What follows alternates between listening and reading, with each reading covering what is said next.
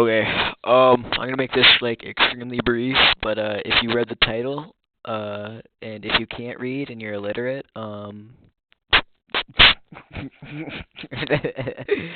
mean, I'm gonna be explaining the origin or things about Vapor and Pillar Chase 2, like their origin, the lore they have, and how he plays. So get in your strap your seatbelt in and let's get giggity guffity into it.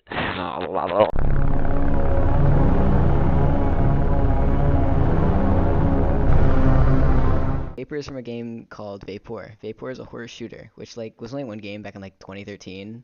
Uh, it never got anything else. I don't know how the fuck Blade Ninja found or rediscovered this game because like it's nothing game changing. Another cool note is in the game Vapor there are spider skulls that actually float instead of what we see in Paper Chase 2. Meaning spider skulls were not like made up. The main boss or antagonist of the game is Vapor, believe it or not. The skin Smog is actually a reference to the game as well. Now, I'm not really interested in this game because, like, it has no lore or anything interesting about it. But it's cool Blade had referenced stuff that would have been lost media, I guess.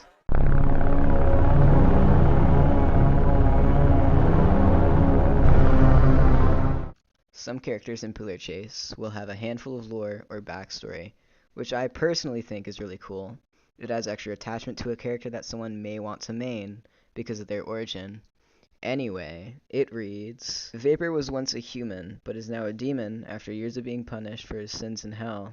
He has been gifted powerful demonic capabilities, such as teleportation, farm manipulation, extreme durability, and extreme strength, and many other abilities. He now acts as henchman for demons who are higher tiers than him.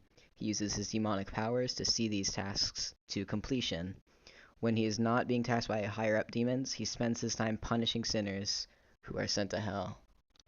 I wish we got to know what Vapor had done to make him go to hell and be punished, but overall, it is an alright backstory, and adds why he summons from a pentagon. He is just doing his job.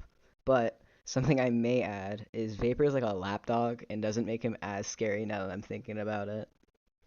Another thing that I missed was the only way Blade would have known that the Vapor is like a thing that someone made is back in like 2013, I believe Markiplier uploaded a video on this game, and I mean like other YouTubers did too at the time. All right, get the fireballs so I can shoot them out my butt and all enemies. Time for the part everyone came here for, how he actually plays in the game.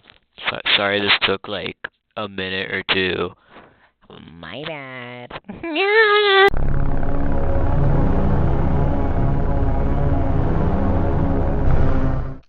I would say Vapor's an A tier, but if there are more than like 3 competent survivors, you're just gonna get bent. I used to hate Vapor back then.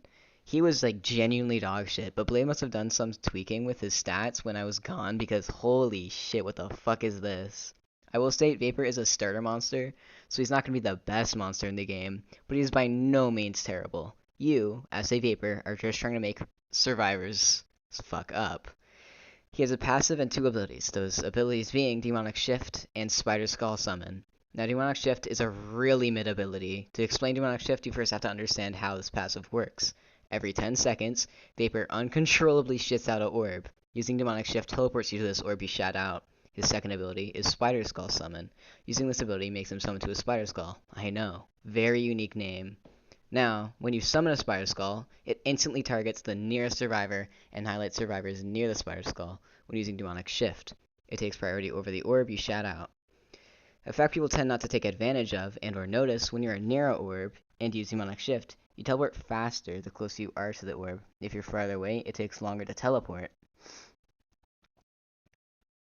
Vapor's whole gameplay and game plan is praying to the heavens the person you're chasing fucks up. Not the most fun, but unique, at least.